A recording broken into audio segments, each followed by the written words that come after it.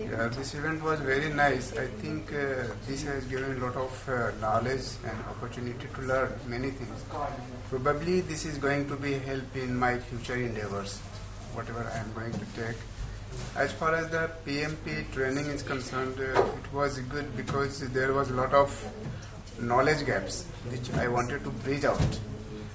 And there were some frameworks which I was missing in day-to-day activities. So definitely using some of the good frameworks from the PMP training, I am going to use those things and let's see how it goes.